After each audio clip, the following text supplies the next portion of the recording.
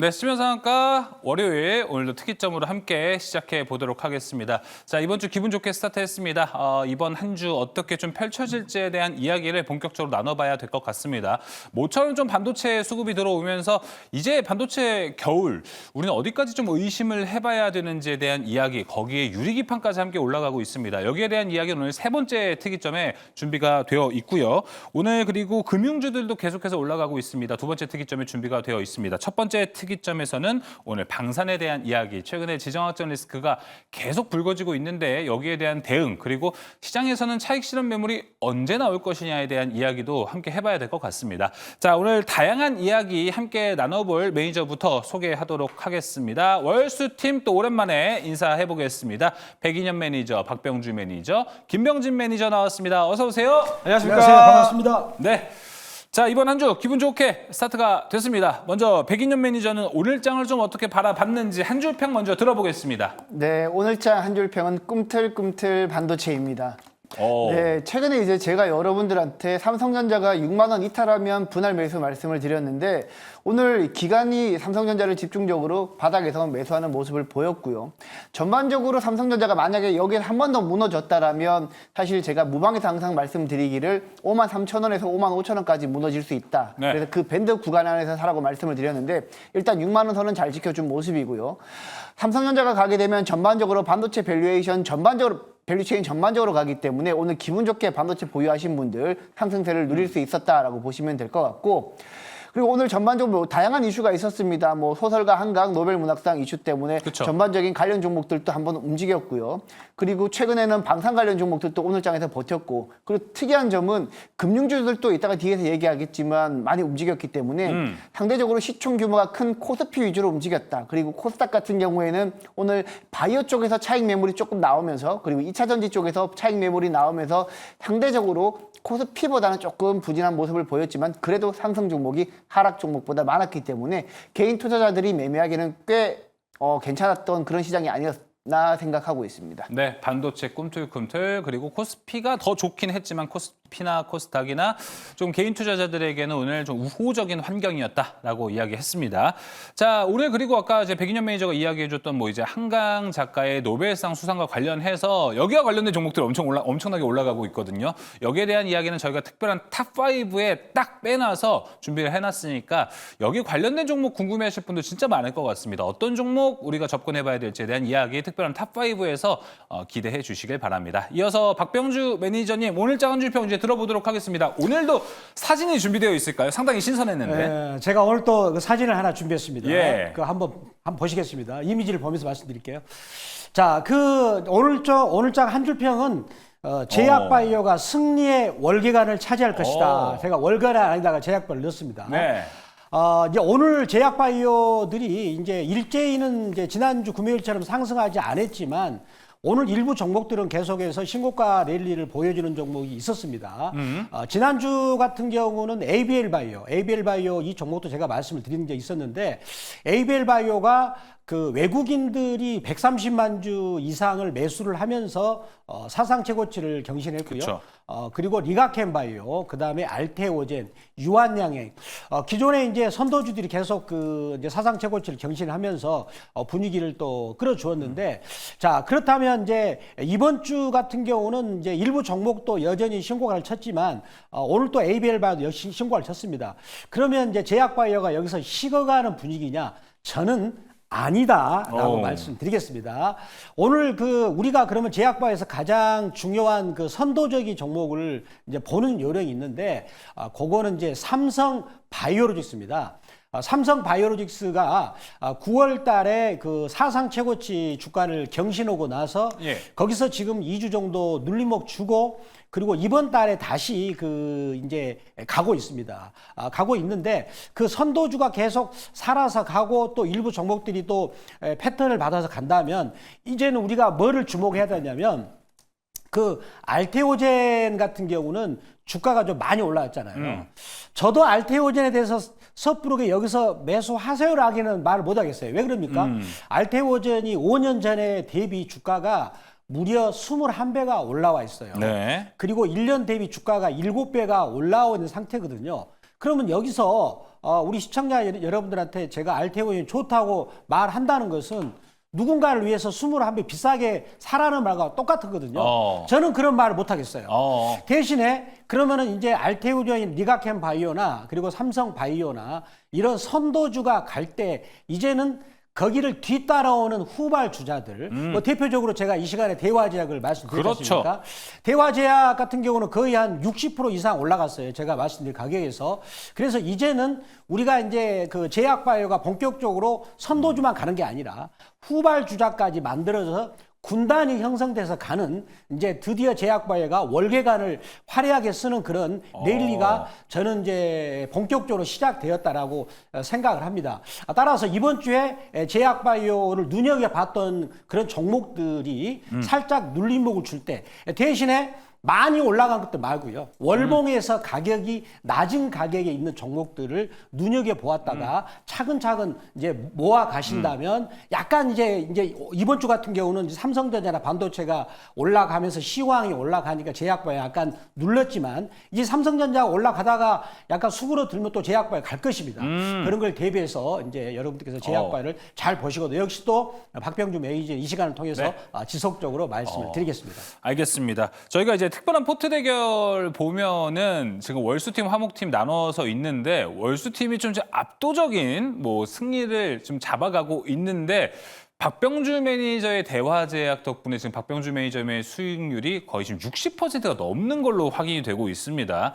근데 이제 박병주 매니저가 제약바이오 승리의 월계관을 쓸 것이다라고 이야기하다 보니까 오늘 제약바이오 보고 조금 이제 시세가 좀 안 돌아가나 생각을 걱정하셨던 분도 있을 텐데 박병주 매니저의 무료방송 가면은 또 제약바이오의 또 제2의 대화제약도 나올 수 있으니까 잘 참고해 보시면 좋을 것 같습니다. 자, 이어서 김병진 매니저 이제 오늘장 한 줄평 어떤지 한번 이야기 들어볼게요.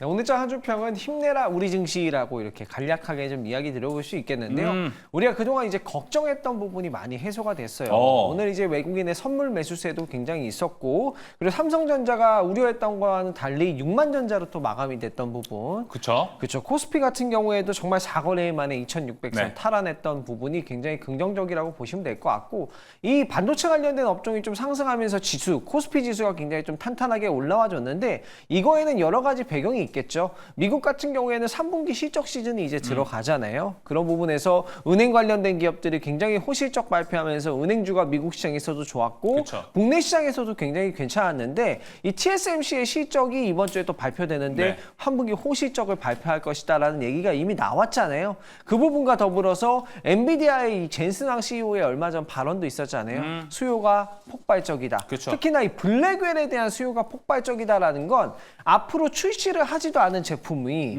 지금 12개월 예약 완판이 됐다. 그러면 이제 출시하고 나서는 이미 12개월 1년치 물량을 다 팔린 거잖아요. 그쵸. 그런 부분이기 때문에 생각보다 그래도 뭐 반도체 잘 팔리는구나. 이런 이제 기대감, 이런 부분 때문에 우려가 이제 많이 사그라들었다라고 보시면 될 것 같고요. 네.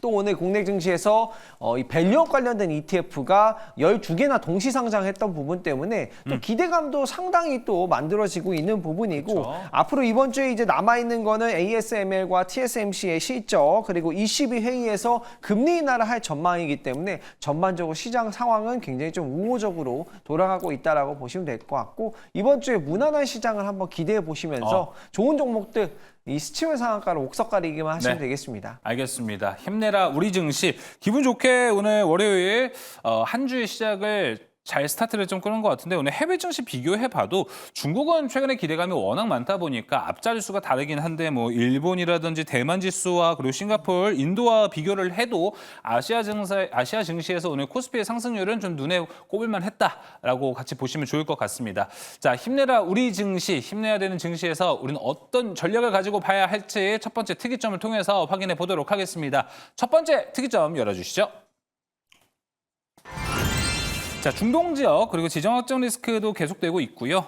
주말간에 이제 북한의 도발까지 이어지면서 우리 시장에서 중소형, 대형 가릴 것 없이 방산주들이 올라왔습니다. 계속되는 전쟁에 국내 방산 탑3 종목들은요 이미 신고가 근처에 올라와 있고요. 증권가에서도 방산주는 아직도 좀 오를 가능성이 높다 이렇게 이야기를 하고 있습니다.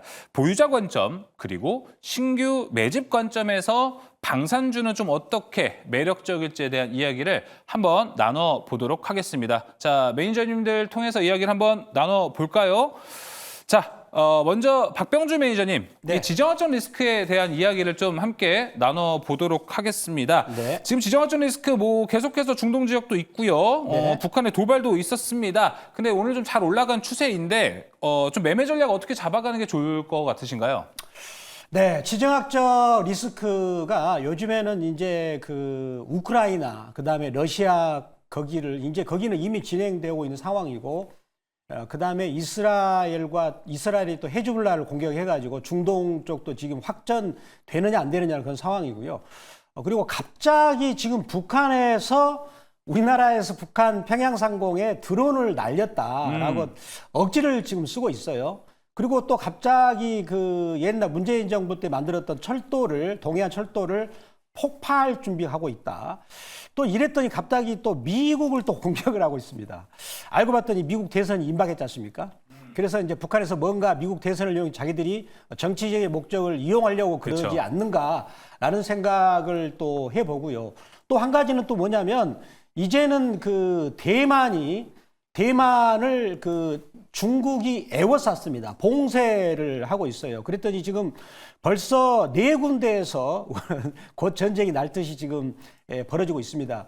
따라서 오늘 방산주들이 오늘 그 일부 종목들이 움직였습니다. 그렇지만 거기서 분류를 하면 대형주 같은 경우 뭐 예를 들어서 현대 로템이나 그렇죠. LG 넥스원이나 그다음에 한화 에어로스페이스 이런 종목들은 오히려 그런 재료를 이용해서 아침에 가격이 뛰어놓고 갭상승 음봉이 나왔어요. 네. 음봉. 자, 그거를 제가 한번 간단히 한번 볼까요? 자, LIG 넥스원을 그래프로 한번 보겠습니다. 보시면 요거를 그래프를 제가 보는 이유는 시청자님들이 혼돈이 안 되게 해서 하는 겁니다. 자, 주가가 LIG 넥스원이 15,600원부터 해가지고 25만 원까지 주가가 한 13배 이상 많이 올랐죠. 이렇게 많이 오르는 상황에서 이런 방산주들한테 이제 우호적인, 즉 방산주들을 살까 말까 이제 고민을 해보도록 방산주가 매력 있어 보이도록 환경이 됐음에도 불구하고 오늘 아침에는 누군가는 매도하고 있다는 거예요. 이게 이제 고점에서 이미 주가가 많이 오른 상태에서 음봉이 많이 나왔거든요. 그래서 방산 대형주들은 공통적으로 지금 음봉이 나오면서 차익 실현을 하고 있는 모습으로 보이고요. 자, 그렇지만 일부 방산 중소형주들, 스페코나 이런 종목들은 저점에서 올라가는 그런 기운이 나타나고 있고 또 몇몇 종목들 같은 경우도 방산주에서 또 실적이 아주 원래 실적이 좋았었는데 그동안에 못 오르다가 그러면 이제 방산주가 오를 수 있는 그런 우호적인 환경이 만들어지면서 일부 종목은 이제 그런 방산 중소형주는 상승하는 그런 모습이 오늘 나타났는데 제가 보기에는 그렇다면 이제 이런 그 북한의 최근의 그 형태는 미국 대선이 끝날 때까지는 계속 그런 일이 벌어질 것이고 또 그다음에 대만을 거기 해협을 완전히 그렇죠. 중국이 지금 이번에 에워쌌는데 그런 부분도 미국 대선 때까지는 계속 이어지면서 공포 무지가 나오면서 우리 한반도를 둘러싼 어떤 지정학적인 분위기는 계속 험한 꼴로 가지 않을까. 그렇다면 방산주들에서 대형주가 아닌 중소형주들은 계속 관심을 가지고 보면 좋지 않을까 이렇게 말씀을 드리겠습니다. 알겠습니다. 일단 대형 3사는 벌써 지금 신고가 랠리를 준비하고 있는 위치에 있습니다. 하지만 이제 중소형 3사는 거기 이제 따라가야 되는 입장이지만 중소형 쪽은 조금 걱정되는 거는 일부 이 테마성으로 움직이는 경향이 좀 없지 않아 있기 때문에 박병주 매니저님은 그렇게 많은 중소형 종목에서는 이런 건 좋다. 키포인트로 보고 있는 포인트가 있습니까?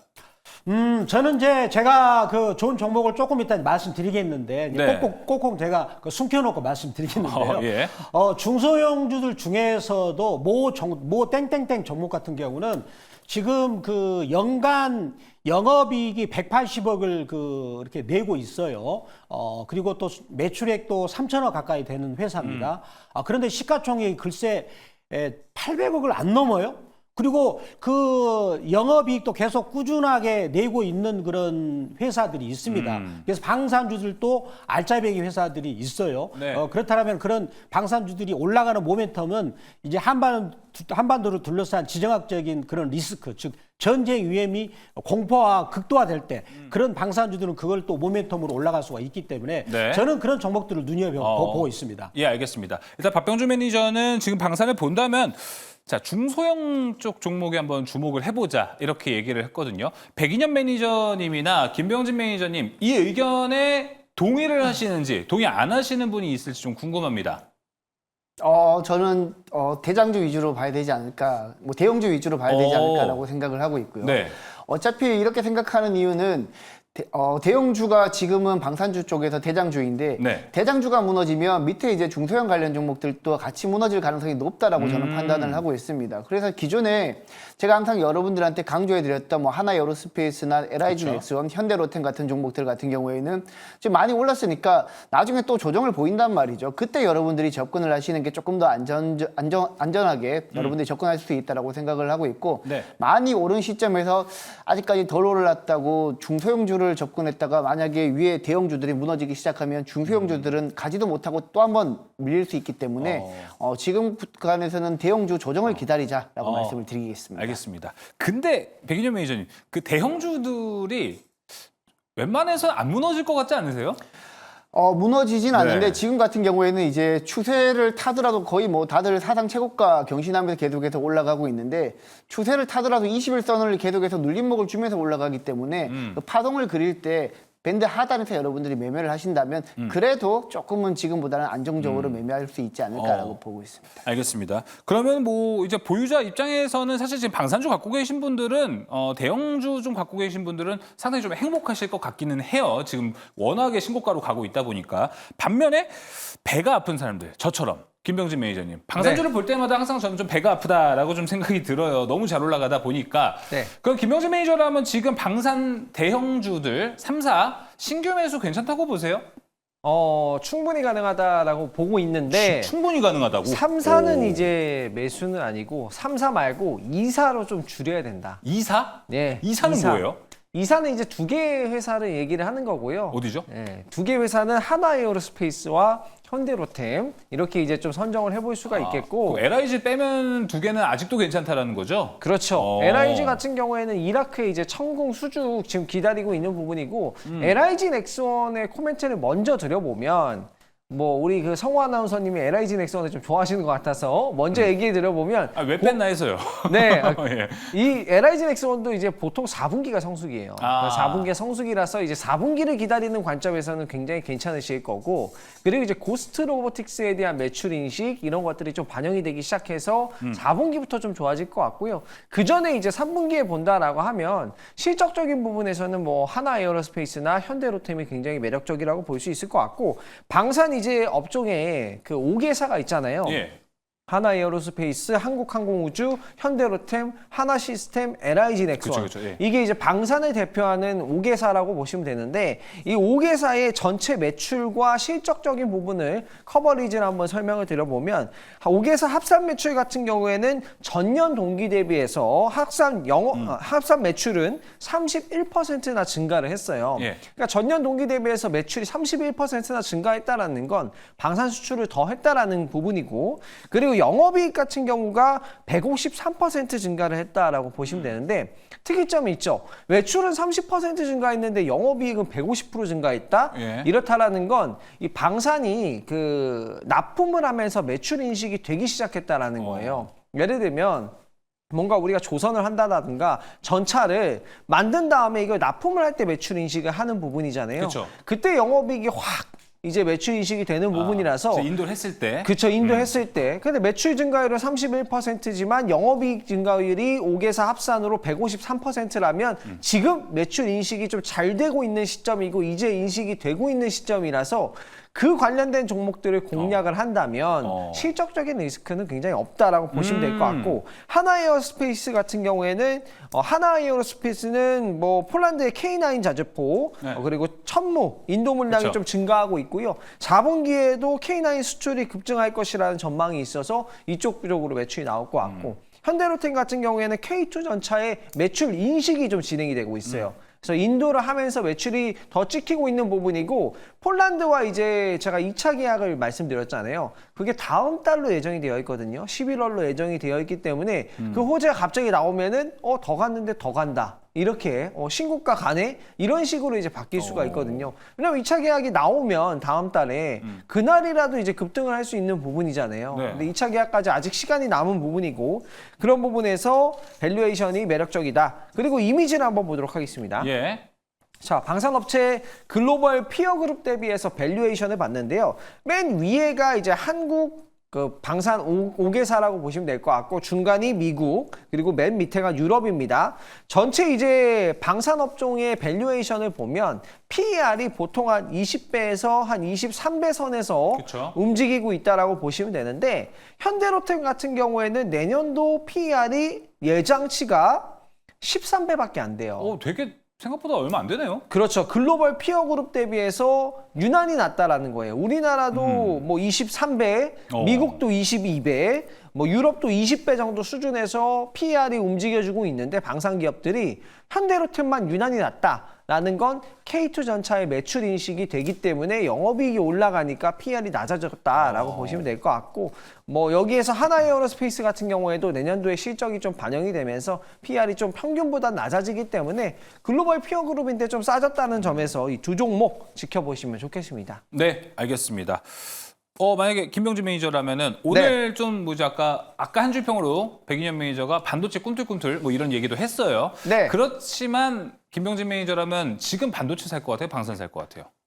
지금 그 엄마냐 아빠냐 거의 그 정도 질문을 엄마냐 이렇게. 아빠냐 급으로 어렵다고요?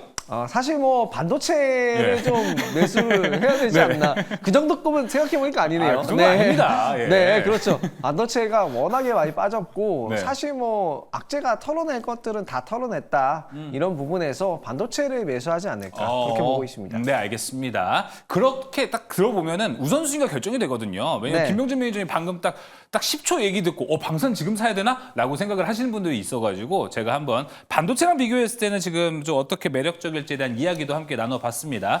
자, 그럼 추가적으로 박병준 매니저님. 오늘 드론 관련주들도 좀 올라갔어요. 네네. 제가 2주 전에 지방에 행사가 있어가지고 네네.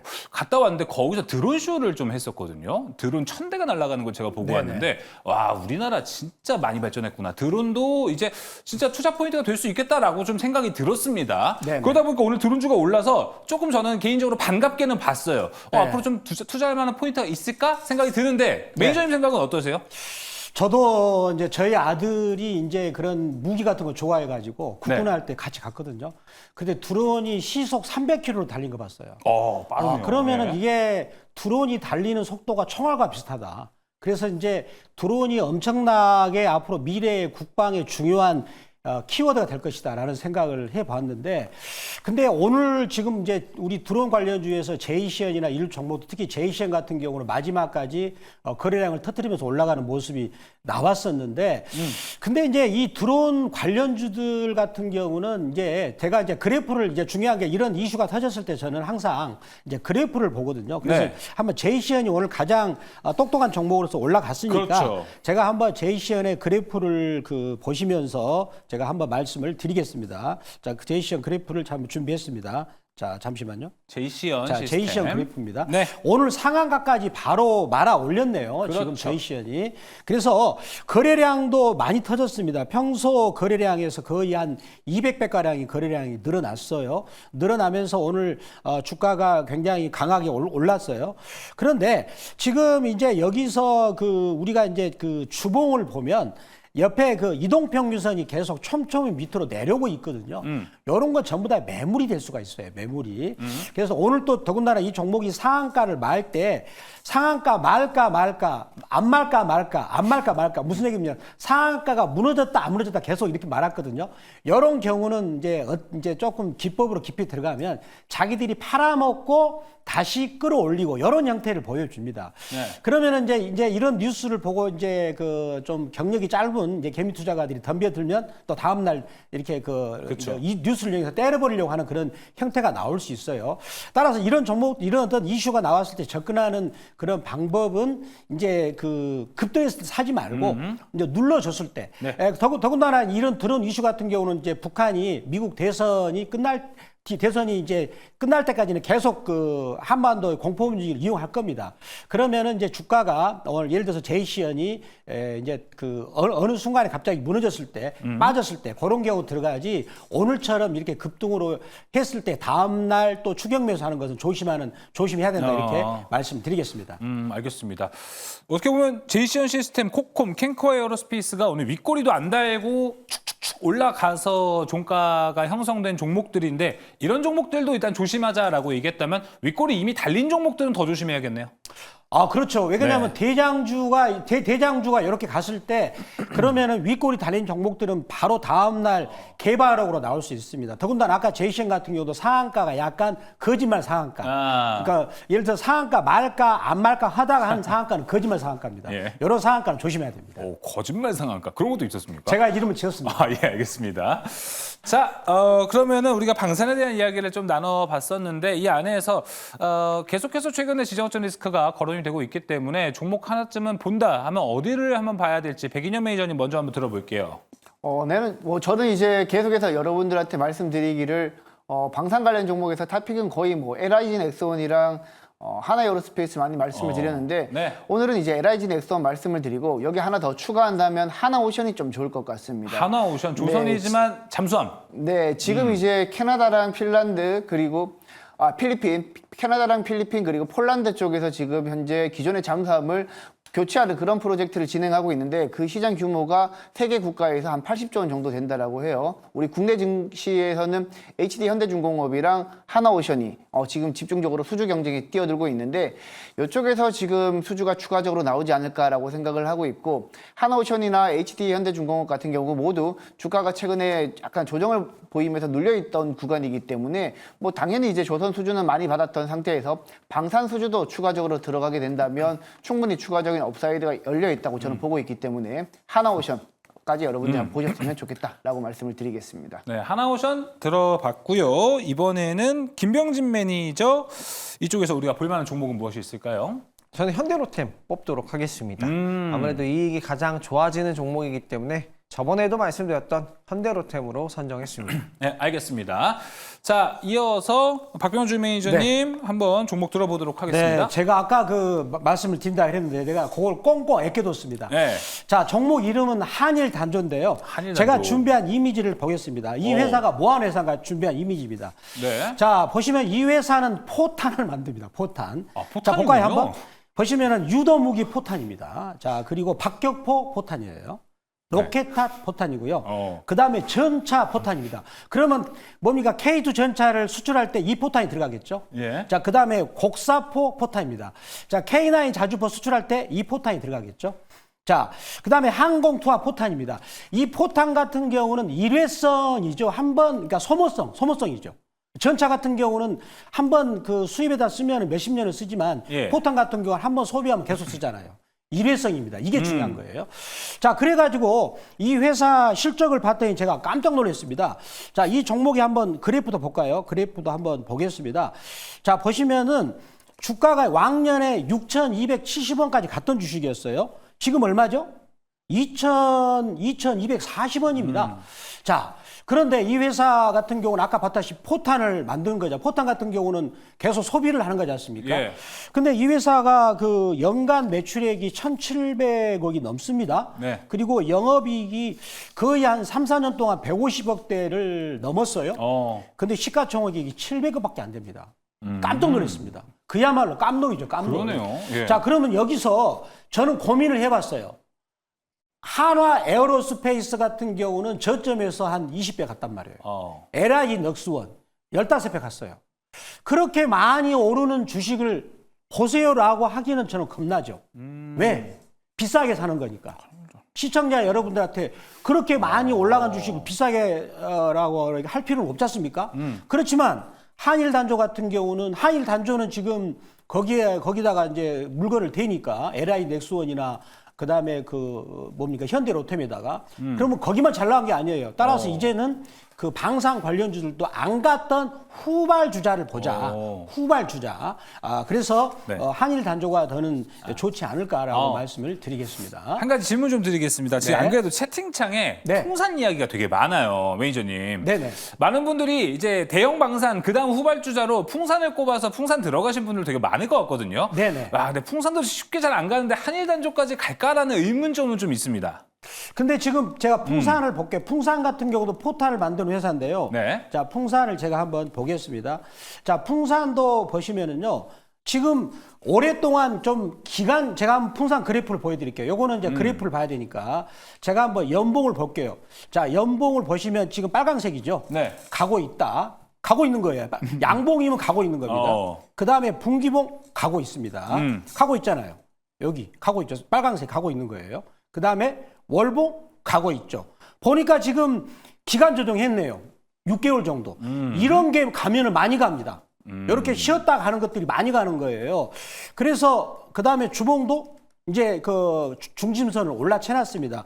그래서 연봉도 가고 있고 분기봉 가고 있고 이제는 월봉에서 그 6개월 정도 쉬어가지고 올라가죠. 그러면 풍산이 포탄 관련주니까 한일 단조도 포탄입니다. 그렇죠. 이런 종목이 이제 후발 주자로서 왜 뭐 LIG 넥스원이나 그다음에 현대로템이나 그다음에 한화 에어로스페이스 같은 경우는 전차나 K나 자주포를 팔잖아요. 네. 그러니까 얘들이 먼저 선제적으로 갖고 거기에 들어가는 포탄을 파는 회사들이 이제는 나중에 가는 거겠죠. 더군다나 포탄 같은 경우는 계속 쓰자마자 계속 판매를 하지 않습니까? 예. 일회성이잖아요. 그래서 이제 풍산도 저는 좋게 보고요. 네. 그보다는 한일 단조가 더 좋아 보인다. 말씀드리겠습니다. 알겠습니다. 풍산과 한일단전 비교까지 한번 해서 들어봤습니다. 자, 채팅창에 하얗게 불태웠다님하고 착한 암소말님께서 아까 이제 거짓말 상한가 이야기를 듣는 이유로 많은 분들이 거짓말 상한가라도 좋다. 한번 먹어보자. 이렇게 얘기를 좀 해주셨고 착한 암소마을님께서도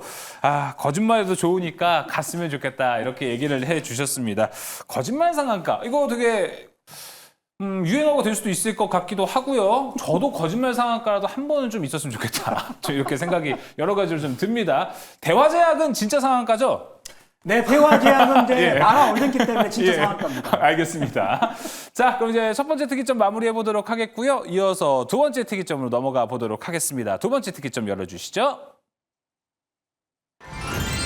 자, 금융주 얘기 한번 해보도록 하겠습니다. 밸류업 지수가 발표가 됐고요. 또 조만간 밸류업 ETF도 거기에 따라 이제 출시가 됩니다. 금융주가 이제 다시 한번 또 관심을 가져도 될까? 그리고 금융주 심심하겠지라고 생각을 했는데 1년 전에 만약에 금융주를 사셨다면 지금 엄청난 수익을 보지 않았을까라고 좀 생각이 듭니다. 이렇게 지루하고 따분하다고 생각이 되던 종목에서 엄청난 수익이 나오고 있는데 이 시기가 지금 끝나가는 시기인지 아니면 밸류업 아직도 좀 모멘텀이 빵빵해서 올라갈 여지가 있을지 이에 대한 이야기를 좀 나눠보도록 하겠습니다. 김병준 매니저님. 네. 자, 먼저 금융주에 대한 이야기를 해봐야 될 것 같은데 지금 현 시점 금융주는 좀 어떤 위치에 있다라고 생각을 하실지 궁금해요. 일각에서는 금리나 기대감이 있었기 때문에 지금까지 뭐 밸류업도 있었지만 계속해서 주가가 좋았다라는 게 있는데 이제 정작 금리 인하 했잖아요. 네. 혹시나 재료 소멸로도 인식을 할 수 있다. 뭐 이런 얘기가 있는데 지금 네. 금융주의 현 위치는 어떻다고 보십니까?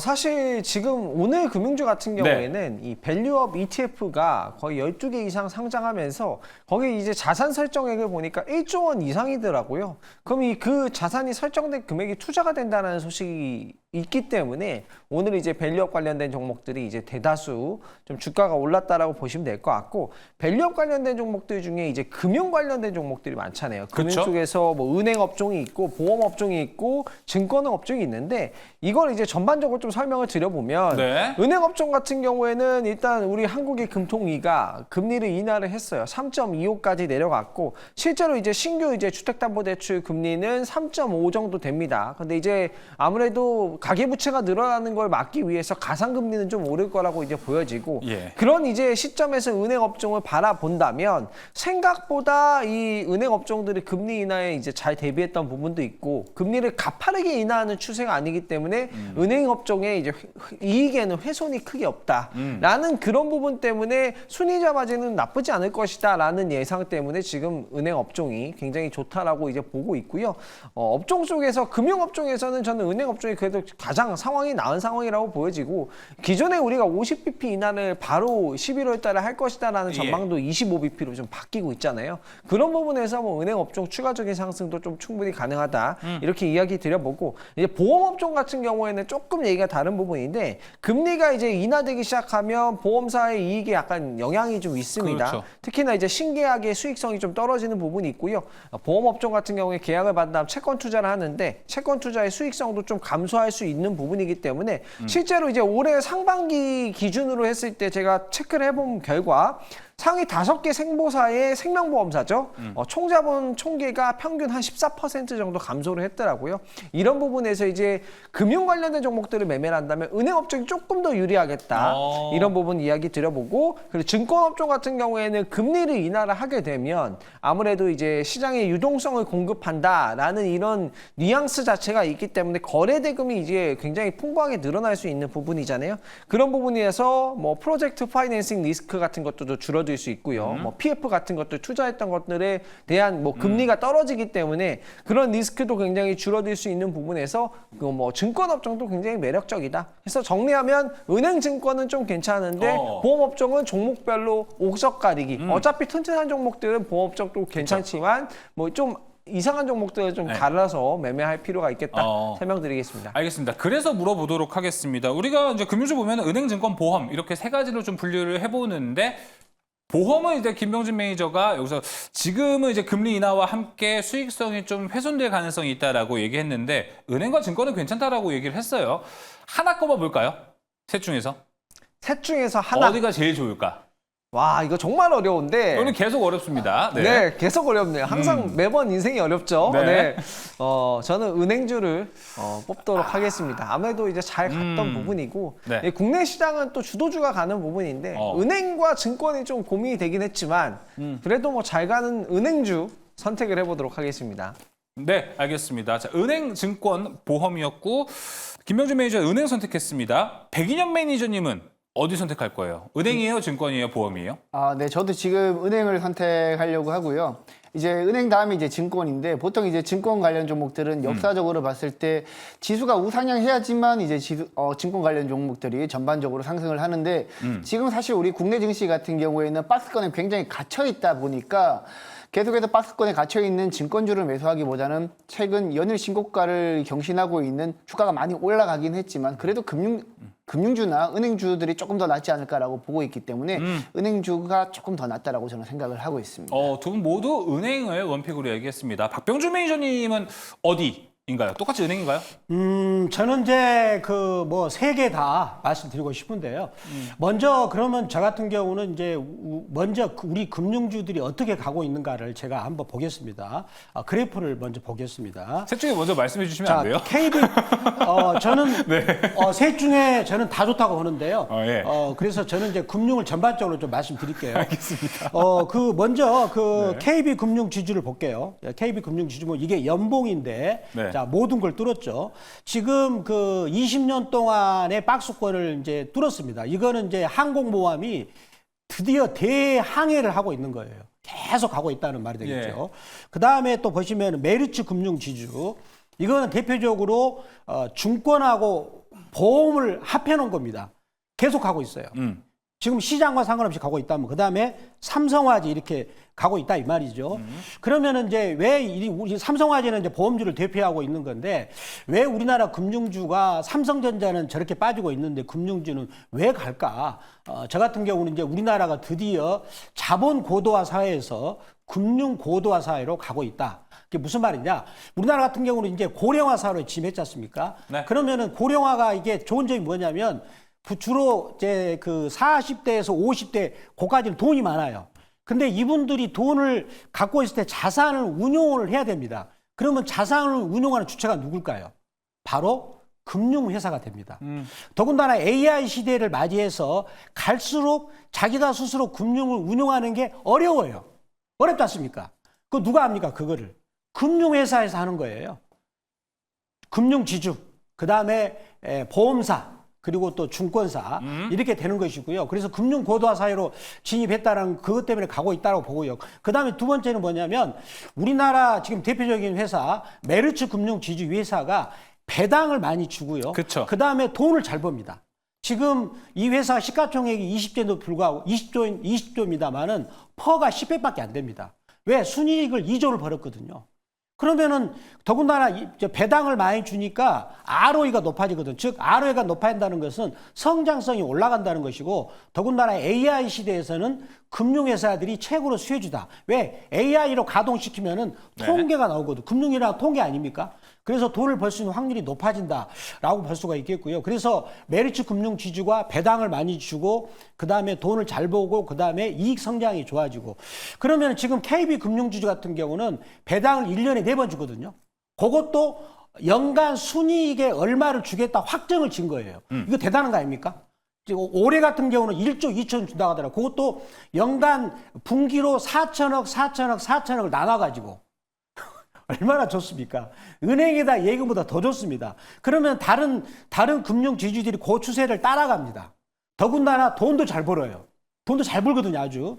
그래서 그러면 그런 트렌드가 형성이 된다면 기업 밸류를 안 해도 스스로 기업 밸류가 되는 거죠. 따라서 이제 금융회사들 같은 경우는 제가 본다면 앞으로 여기서 뭐 200%, 300%도 계속 가지 않을까라고 생각을 해보고요. 지금 참고적으로 우리나라 은행 금융지주의 대주주는 외국인들입니다. 거의 70%를 외국인이 장악하고 있어요.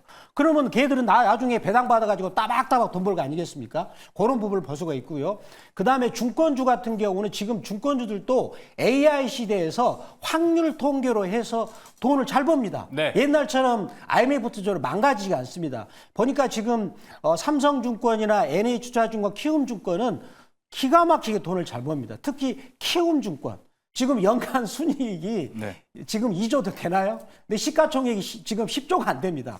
그래서 전반적으로 이제는 우리가 제조업보다는 우리나라가 이제는 금융 고도화 시기를 이제 진입을 했다. 그거는 고령화 시대하고 맞이한 같이 출발한 거다라고 보고 때문에 이제는 우리가 조금 선진화된 그 인식을 가지고 금융주를 볼 필요 있다. 그래서 금융주 가지고 저축하자라고 말씀드리겠습니다. 알겠습니다. 박병주 매니저님, 저의 질문은 은행, 증권, 보험 셋 중에 어디를 골라주시겠냐? 세 개 다를 좋게 봅니다. 세 개 다를 좋게 본다. 분별이 없이 소개 잘 좋게 보기 때문에 제가 전반적으로 말씀을 드렸던 겁니다. 알겠습니다. 자, 그러면 종목까지 들어보면서 빠르게 마무리 한번 해보도록 하겠습니다. 박병주 매니저님, 세 개 다 좋다고 했다 보니까 종목이 더 정확할 것 같아요. 네. 종목은요? 저는 이제 그 삼성생명으로 일단 말씀드릴게요. 네. 삼성생명을 제가 이제 이 종목을 보시면 삼성화재가 저렇게 가면 이제 동생인 삼성생명도 가지 않겠습니까? 그러면 삼성생명에 한번 그래프를 먼저 보겠습니다. 자, 그래프를 보신다면 지금 현재 이런 상황, 삼성화재가 사상 최고 쳤기 때문에 삼성생명도 그렇다고 보고요. 그리고 지금 그 삼성생명 같은 경우는 현재 운용 자산이 320조가 넘어갑니다. 그리고 이제 그 주로 자산이 금융자산, 채권에 많이 있어요. 채권에 많이가 있는데 제가 그 미국 국채 10년물 채권 금리를 한번 제가 그래프를 보여드리겠습니다. 제가 준비한 자료인데 이게 미국 국채 10년물 100년 차트인데 이 차트를 보면 사이클이 40년 동안 20년 동안 빠졌다가 40년 동안 오르고 다시 40년 동안 2020년까지 빠졌거든요. 그러면 이제 금리가 앞으로 계속해서 오르는 추세다. 그렇다면 우리 보험회사들 같은 경우는 2012년, 2020년 사이에 저금리 살아남았다. 그러면 앞으로 이제 고금리가 된다면 주로 운용 자산이 금융 자산, 채권에 많이 있어요. 국채에. 그러면 이제 보험회사, 특히 생명보험회사들은 앞으로 국채에서 돈을 많이 벌 것이다라고 생각을 하면서 삼성생명을 가지고 말씀드리겠습니다. 네, 삼성생명 이야기 들어봤고요. 이어서 김병진 매니저님 종목 한번 들어보도록 하겠습니다. 네, 저는 우리금융지주를 선택을 해보도록 하겠습니다. 일단 오늘 밸류업 지수가 발표가 됐고 이 밸류업 지수에 이제 포함이 됐던 우리금융지주 굉장히 괜찮고요. 배당 수익률도 거의 뭐 6에서 7% 정도 지금 나오는 수준. 수준이고요. 현재 이제 주주 환원율을 확대하겠다라는 얘기를 밝힌 부분이 있기 때문에 거의 환원율 40%를 목표로 하고 있는 부분이라서 기대가 되는 부분이고요. 앞으로 이제 뭐 지금 이자 수익으로 굉장히 많은 수익을 벌어들이고 있고 비이자 수익도 굉장히 챙기고 있는 기업인가라는 부분에서도 보면 비이자 순이익도 굉장히 좀 챙기면서 내년도부터 비이자 순이익도 좀 올라갈 네. 부분에서 우리금융지주를 선택해 보도록 하겠습니다. 김병진 매니저는 우리금융지주 소개를 해줬고요. 이어서 백인현 매니저의 종목은요? 네, 저는 이제 KB금융이랑 하나금융지주 선택을 했습니다. 일단 기본적으로 이제 금융주를 선택할 때는 과거 이제 밸류업 프로젝트가 본격적으로 부각되었을 때 가장 잘 움직였던 종목들 보시면 될 것 같고, 그때 당시 KB금융과 하나금융지주 그리고 여기서 말씀을 안 드렸지만 신한지주나 메리츠금융지주 쪽으로 외국인과 기관 수급이 강하게 들어오면서 대장주 역할을 했거든요. 그래서 그 중에서도 저는 KB금융이랑 하나금융지주가 좋다라고 생각하고 있고, 그리고 잠깐만 제가 그 2024년 은행 3분기 실적 전망 준비해 왔는데 요거 자료만 잠깐 보고 설명드리도록 좋습니다. 하겠습니다. 지금 실적 되게 중요하다고 하더라고요. 네, 지금 이제 미국 같은 경우에는 JP모건과 웰스파고 실적이 잘 나오면서 전반적인 금융주들이 잘 움직였습니다. 맞아요. 뭐 언론 보도를 통해서 보게 되면 기준금리 인하가 시작되었는데도 불구하고 은행주들이 실적이 잘 나왔다라고 얘기가 나왔는데, 사실 이제 미국이 기준금리를 50bp 인하하기 시작한 거는 9월 FOMC 때 처음으로 인하를 했기 때문에 사실 거의 반영이 안 됐다고 봐도 무방하지 않을까라고 보고 있습니다. 따라서 우리 국내 금융주들 같은 경우에도 3분기 실적까지는 잘 나올 것으로 예상하고 있는데, 지금 보시게 되면 제가 그 빨간색 박스권 보여드린 데가 FN가이드가 이제 추정하고 있는 금융주들 실적 추정치인데, 실제 이제 하나증권이 추정하고 있는 그 실적 예상치가 FN가이드보다는 대부분 높습니다. 특히 KB금융이랑 신한지주도 높고요. 그리고 우리금융도 높고 하나금융지주도 높은데, 요 대표적인 4개 기업이 높으니까 요 기업들 위주로 하시면 될 것 같고, 그리고 대표적으로 잘 움직였던 종목들 KB금융, 하나금융지주 요 종목들 위주로 여러분들이 보신다면 3분기 우리 국내 은행주들 실적이 잘 나올 거고요. 4분기부터는 아마 이자 마진이 조금 꺾이면서 실적이 조금 꺾일 수도 있는데, 대출 수요가 기준금리가 떨어지게 되면 대출 수요가 늘어나게 되거든요. 그 와중에 또 은행주들의 실적이 반등하는지 여부도 여러분들이 체크하시면서 여러분들의 포트폴리오 전략을 수립해 나가시면 좋을 것 같습니다. 알겠습니다. KB금융, 하나금융지주까지 여기 들어봤습니다. 자, 이어서 세 번째 특이점으로 넘어가 보도록 하겠습니다. 세 번째 특이점 열어주시죠. 자, 오늘 유리기판이 또 시장의 주인공 중에 하나였습니다. 피롭틱스 그리고 SKC를 비롯해서 유리기판 걸렸다 하면은 거의 다 올라가는 좀 모습을 보여줬습니다. 이것도 지금 반도체가 하나 올라가는 데 있어서 또 상승의 일환 중에 하나일지, 그리고 SKC가 이제 기관 투자자들을 초청해서 이렇게 좀 발전이 되고 있다라는 것도 함께 공개를 했는데요. 유리기판의 시기가 좀 다가오는 건 맞습니다. 하지만 현재 시장에서 우리는 투자 포인트 어떻게 좀 잡아야 될지 이야기를 나눠보도록 하겠습니다. 자, 먼저 백인현 매니저님, 오늘 유리기판 뭐 SKC를 본다라면은 강하게 시작했다가 장 마감은 이제 하락 전환하면서 끝이 났습니다. 이게 좀 어떻게 보면 SKC의 오늘 이 기관 투자자들 초청해서 한 이야기들, 앱솔릭스에 대한 이야기들, 이게 예상되는 호재이기 때문에 윗꼬리가 좀 달렸다라는 이야기도 있습니다. 오늘의 좀 상승 추세, 그렇게 동력이 더 강하게 붙지 않았던 이유는 뭐라고 보시나요? 사실 이제 유리기판 소재가 관련 종목들 이슈가 오늘 새롭게 부각된 이슈가 아니라 과거부터 여러 차례 계속해서 부각된 이슈였기 때문에 최근 반도체 업황이 조금 안 좋았던 걸 고려해서 시세 줄 때 차익 실현하려는 투자자들이 조금 많았던 것 같고요. 하지만 저는 조금은 더 긍정적으로 보고 있는 게 지금 이제 AI 반도체, AI 데이터 센터가 본격적으로 시작되면서 전반적으로 새롭게 부각되고 있는 키워드가 유리기판이랑 액침 냉각입니다. 근데 최근에 이제 시장 트렌드를 보게 되면 액침 냉각보다는 유리기판 쪽이 조금 더 상용화 시기가 더 빨라질 것으로 보이고 있고, 그리고 SKC 자회사인 앱솔릭스가 AMD 쪽으로도 공급할 수 있다라는 얘기가 전반적으로 나오면서 오늘 유리기판 관련 종목들이 올랐거든요. 그렇기 때문에 사실 뭐 기존의 플라스틱 기판보다 유리기판이 더 얇고 그리고 더 많은 반도체를 실장할 수 있고, 그리고 데이터 처리 속도도 높고 전력 소모량까지 30% 이상 전력 소모량까지 낮출 수 있기 때문에 유리기판을 사용하지 않을 이유가 없다. 그리고 지금 현재 SKC 자회사인 앱솔릭스는 2024년 하반기에 본격적으로 유리기판을 양산한다는 계획을 가지고 또 있고 네. 삼성전기 같은 경우에는 2026년도에 유리기판 양산 계획을 가지고 있기 때문에 이런 종목들 같은 경우에는 밸류체인 꼼꼼히 따져가지고 여러분들이 보시면 좋을 것 같은데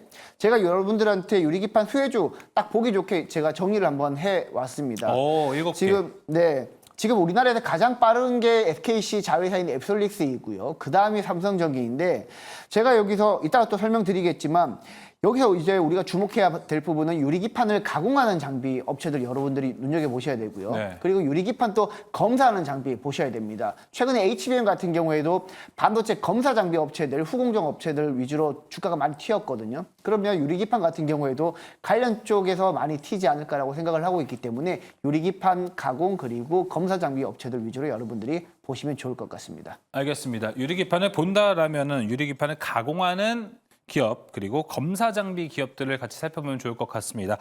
자, 유리기판 오늘 좀 이야기를 본다면은 이거 앞으로 좀 연속성 있을지 없을지가 가장 많은 분들이 좀 궁금해하실 대목이지 않을까 싶습니다. 그래서 OX 오늘 좀 안 써봤는데 OX 한번 써볼까요? 지금 유리기판을 모아가도 좋은 시기인지 아니면은 오늘 좀 윗골이 달린 것도 불안불안하다 보니 차익 실현 매물은 지금 좀 조심해야 될 시기일지 다른 쪽으로 눈을 돌려야 할지에 대한 이야기를 한번 해보겠습니다. 지금 모아간다라고 생각하시면 O를 들어주시고요.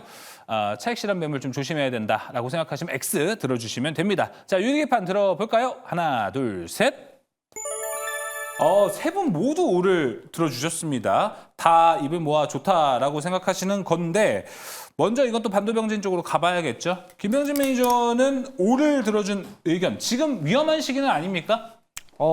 그렇진 않다고 봐요. 왜냐하면 블랙웰이 출시가 되잖아요. 네. 블랙웰이 하반기에 출시가 되면 분명히 이제는 더 이상 열 관리에 대한 문제는 뭐 당연히 나올 수밖에 없다. 뭐 이미 엔비디아 같은 뭐 글로벌 반도체 1위 기업이 우리 열 때문에 안 되겠다. 액침 냉각 사용하겠다라고 했잖아요. 네. 이미 밝힌 상황이기 때문에 그 다음 넥스트는 무조건 유리기판일 수밖에 없다. 그래서 블랙웰과 뭐 GV200 이런 것들이 이제 출시가 됨에 따라서 유리기판 시장은 이제 개발 단계로 좀 넘어가지 않을까 이렇게 보시면 될 것 같고 그리고 이제 JNTC 같은 기업들도 4분기부터는 유리기판 관련된 공장 투자를 본격화하고요. 2025년 상반기까지 완공을 목표로 하고 있는 부분이기 때문에 정말 이게 가설이 아니라 이제는 본격화된다라고 보시면 될 것 같고요. 유리기판 같은 경우에는 열 관리에서 굉장히 뛰어나고 차폐를 할 수 있다라는 부분에서 열 전도율도 높고 발열 문제를 좀 효과적으로 잡아줄 수 있다라는 부분이고요. 그리고 이제 고밀도 회로를 설계를 할 수 있어요. 고밀도 회로를 설계할 수 있고 유리기판을 사용하면 플라스틱 기판보다 반도체 기업 입장에서는 마진이 좀 더 남습니다. 그럼 반도체 기업들의 수익성을 유지하기 위해서도 이 유리기판을 가는 게 굉장히 유리하다라고 보시면 될 것 같습니다. 유리기판을 가면 유리하네요. 네. 이렇게 이제 보시면 될 것 같고요. 그리고 이제 유리기판 같은 경우에는 향후에 이제 자율주행 쪽에서나 아니면 통신 쪽에서도 많이 사용이 될 수가 있어요. 그리고 고성능 데이터를 이제 전송하는 데에서도 유리기판이 훨씬 더 유리하기 때문에 요즘에 이제 로보택시 이슈가 나왔잖아요. 그런 것들이 이제 차량용 HBM이라든가 이런 것들도 다 개발이 돼야 되는 부분이고 차량 간 통신이 개발이 돼야 되는 부분인데 그 부품으로서 또 유리기판이 뭐 채택될 가능성도 있고 유리기판 자체가 수명이 워낙에 길기 때문에 예. 그 부분에서 주목을 해볼 수가 있겠다. 그래서 저는 지금 O를 들었습니다. 알겠습니다. 그러면 또 김병진 매니저 꼬리 질문 한 번 더 들어가도록 하겠습니다. 네. 유리기판 좋다고 얘기해줬습니다. 근데 오늘 시장 보면은 반도체도 나쁘지 않았어요. 네. 반도체 전체로 본다면 지금 반도체를 살 것 같아요? 유리기판을 살 것 같아요? 오늘 질문이 네. 아주 살아 있으시네요. 네. 스치면은 아주 그냥 뭐 상한가 가는 질문만 잘 주시는데 네. 지금 뭐 굳이 뭐 둘 다 나눠 사야 되나요? 한 종목씩 둘 다 사는 게 좋겠다. 하나는 뭐 미래를 보고 사는 거고 네.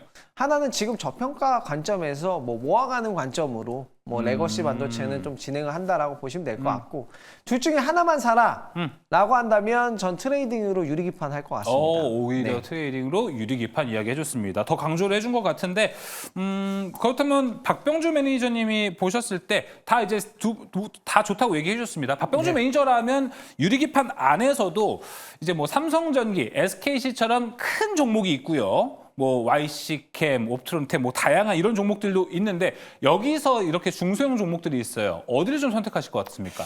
저는 현재는 유리기판의 큰 종목은 SKC가 있죠. 그리고 네. 삼성전기가 있는데 지금 현재 주도권은 SKC가 장악을 하고 있지만 그래도 시가총액이 크기 때문에 저는 유리기판 관련주에서 중소형주를 좀 말씀드리고 싶어요. 그 이유는 왜 그러냐면 최근에 유리기판 관련해 가지고 태성이라는 종목이 있습니다. 그거 차트를 한번 볼까요? 태성. 그 차트를 보면서 말씀드리겠습니다. 이 주가라는 것은 우리들이 이제 어떻게 알면 선도주 이렇게 태성처럼 유리기판이라는 그런 재료를 가지고 주가가 거의 900% 올랐습니다. 그러면은 이제 우리가 요거를 HBM과 관련해서 한미반도체나 이수페타스 이런 종목을 생각할 필요 있죠. 이런 종목 한미반도체가 2023년 2, 3월 달에 상한가를 치면서 신고가를 쳤을 때 사람들이 이거 뭐지? 의아했거든요.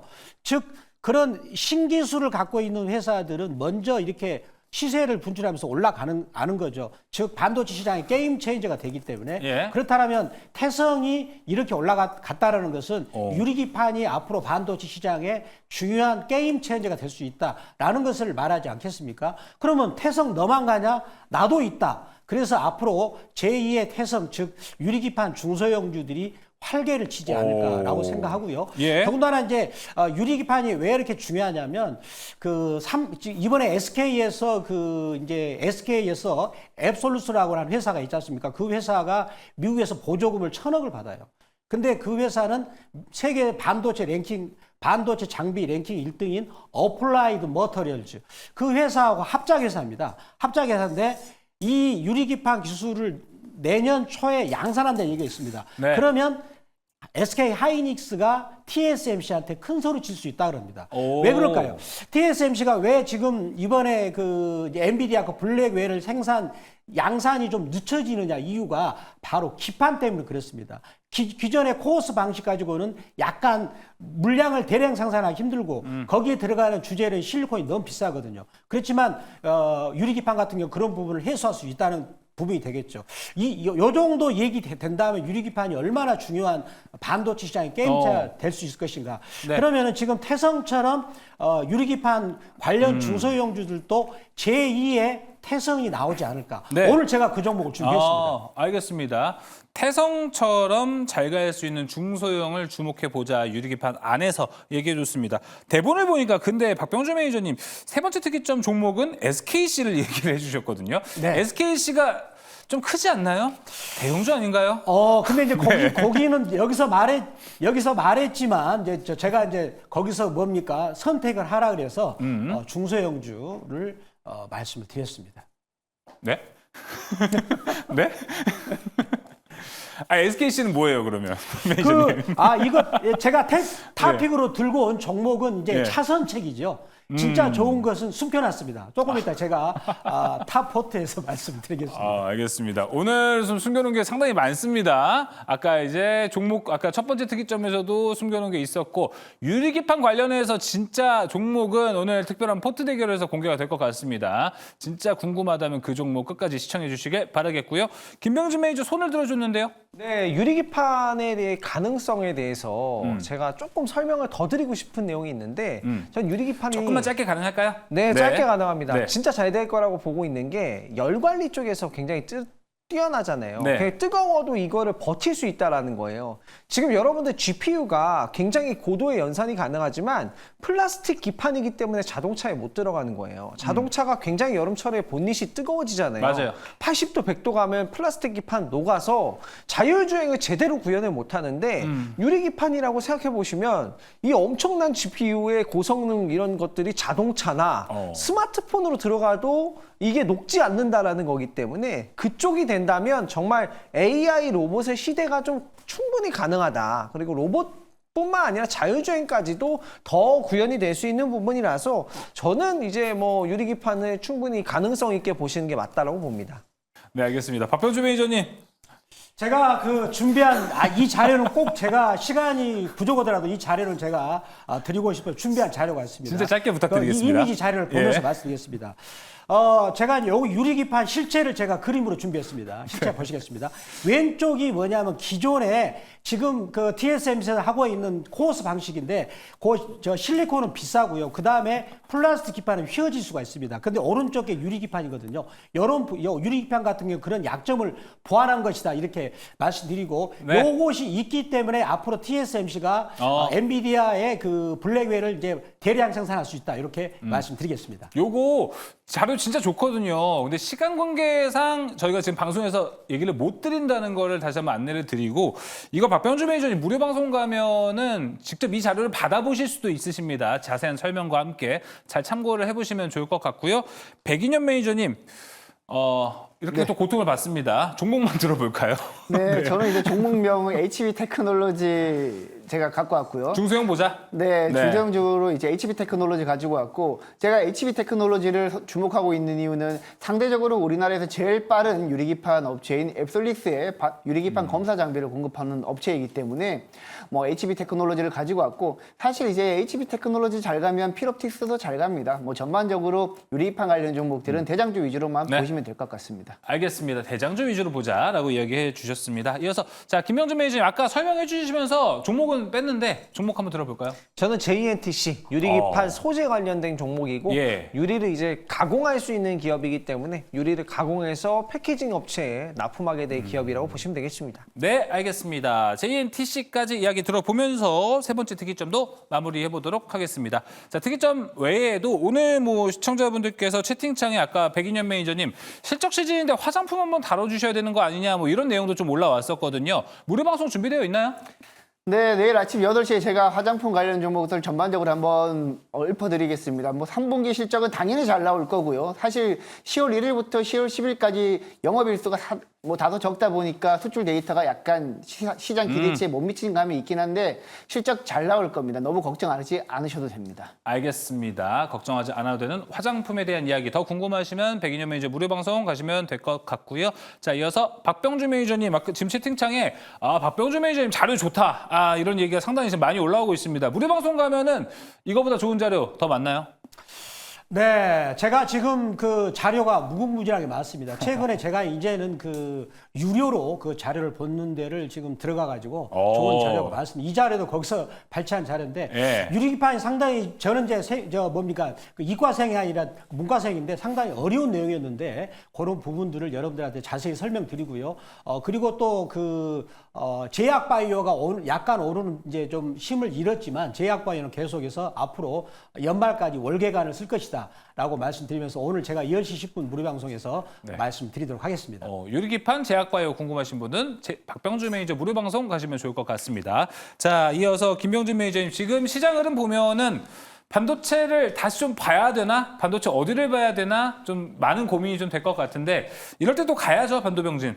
그죠? 네. 이럴 때 뭐 반도체 관련된 종목들 오늘 무료 방송 10시 10분에 있으니까 많은 참여 부탁드리도록 하고 그리고 그 외에도 이번 주에 단기적으로 좀 수익 낼 수 있는 종목들 오늘 시장의 중요한 이슈들 제가 빠짐없이 소개를 해드리니까 잠시 후 많은 참여 부탁드리도록 하겠습니다. 알겠습니다. 반도체 빠짐없이 많은 정보도 얻어가시려면 김병진 매니저 무료 방송도 이용하시면 좋을 것 같습니다. 네, 특이점이 여기서 마무리해 보도록 하겠습니다. 이제 특별한 탑5로 이어집니다.